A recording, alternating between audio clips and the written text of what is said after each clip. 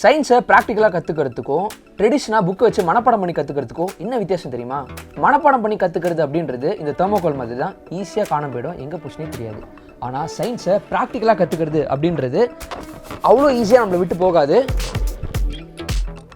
இந்த மாதிரி தான் சுவத்தில் பசக்கும் நொட்டிக்கும்.